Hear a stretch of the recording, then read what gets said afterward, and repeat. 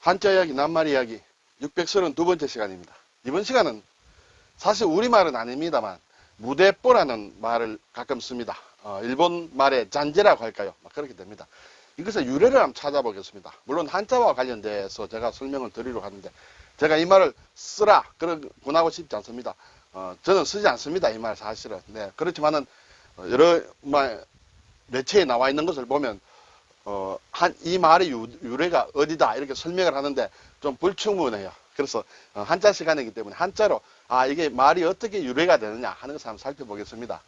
한글로도 무대뽀냐, 무대뽀냐, 무대포냐 여러 가지 있습니다만 일반적으로 언론에서 쓴다든지 할 때 보면 제가 가진 인터넷 사진도 그렇습니다만 이렇게 쓰고 있다. 무대뽀 이런 식으로 쓰고 있다. 이렇게 되겠습니다.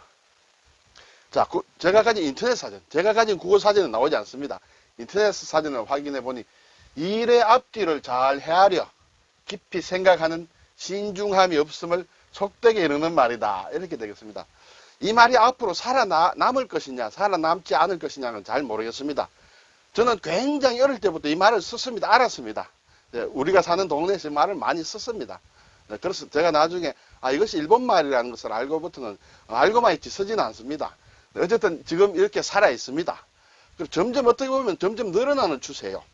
정치인들이라든지 기자들도 이렇게 신문지상에도 올리니까 이 말이 자꾸 조금씩 퍼지고 있는데 글쎄요, 저는 바람직하지 않다고 생각합니다만, 자, 이 무대뽀를 나타내는 한자가 일반적으로 이렇게 씁니다. 무철포다.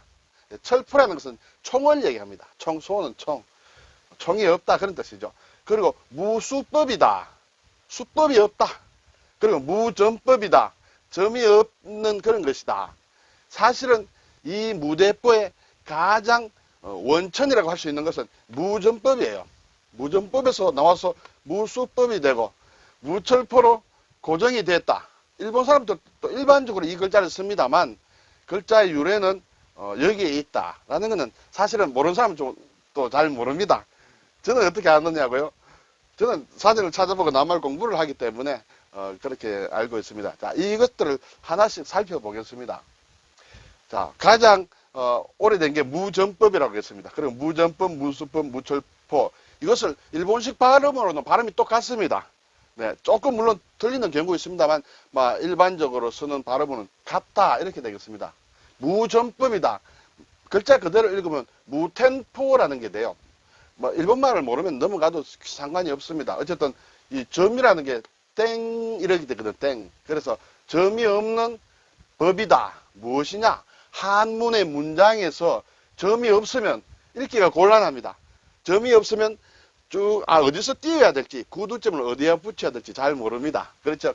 그래서 한문에 점이 없으면 읽기가 곤란하다. 그것은 사물을 확실히 알지 못한다는 그런 뜻으로 되겠죠. 그것을 보고 무템포를 하는데 이것이 발음이 조금 변해서 무테포라는 발음으로도 쓰인다. 이렇게 되는 것이죠. 여기에서 이제 글쎄 시대가 좀 올라왔다 그럴까요? 어쨌든 이것과 비슷한 뜻을 가지면서 조금 알기 쉬운 게 이제 무수법이야. 수법이라는 것은 우리가 어떤 수법을 쓴다. 수단과 방법이다. 그렇죠? 수단과 방법이 없다는 이것은 한자는 일본에서 씁니다. 이것이 발음도 그대로 읽으면 무대뽀가 돼요. 같은 발음이죠. 그래서 이제 무수법이라는 그런 낱말이 있겠죠. 보면 수단 방법이나 옳고 그러냐 앞뒤를 돌아보지 않고 일을 처리하는 것 그것을 무수법이란다. 수법이 없어. 보면 막무가내로 막 하는 것이 이제 무수법이라는 것이죠. 물론 발음은 이제 무대뽀가 됩니다. 자, 여기에서 이제 또 좀 보면 무철포가 된다. 총이 없다. 발음이 이제 마찬가지로 무대뽀입니다. 우리가 한글로는 이제 요즘은 무대뽀라고 일단 하고 있습니다만 이것은 결국은 총이 없다. 총이 없이 이렇게 총 있는 사람과 맞닥뜨리면 총 없는 사람이 무조건 지게 되는 것이에요.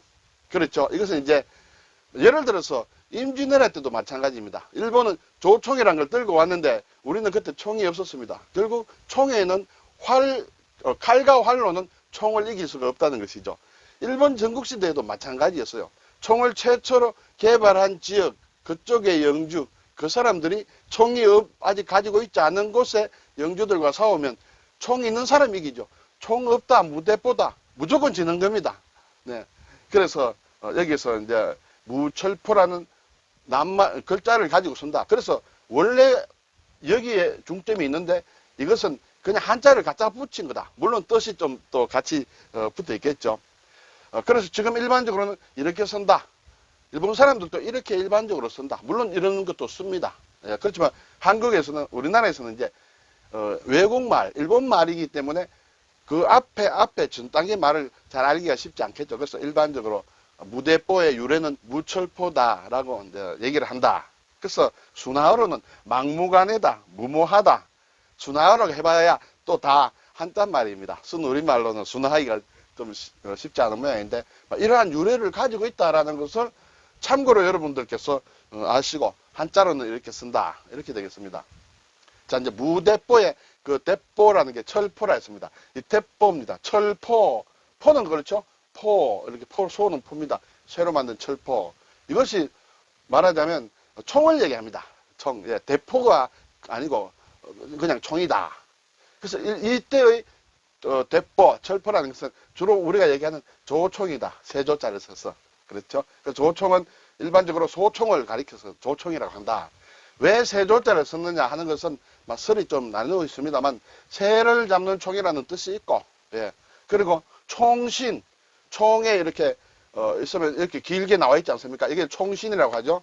총신이 새의 부리처럼 생겼다. 그래서 조총이라고도 한다.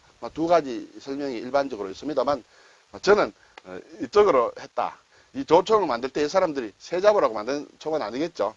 그래서 또 조취총이라고도 한다. 조취. 취는 부리취다. 새 부리와 같이 생긴 총이다 해서 조취총. 이것이 줄여서 조총이다 할 수 있다. 이렇게 되겠죠. 네, 오늘 무대뽀. 네, 무대뽀. 지금은 무철포. 발음은 다 세 개가 다 같이 무대뽀입니다. 일반적으로 이 한자를 많이 쓰지만은 원래는 여기에서 나왔다.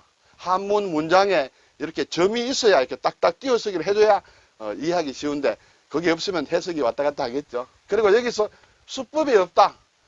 수단과 방법 없이 막 그냥 무모하게 하는 것을 무수법이라 한다. 이것이 또 이러한 총이 없이 싸우는 것은 너무 무모하다. 그래서 이러한 한자를 갖다 붙여서 쓴다. 이렇게 되겠습니다. 그래서 저는 어디에 인터넷에 나와 있습니다. 유래를 알되 쓰지는 말자. 저는 여기에 동의를 합니다. 유래까지 알 필요 없다. 그것은 아니겠죠. 유래 알아놓는 것은 아는 것은 죄가 없습니다. 네. 감사합니다.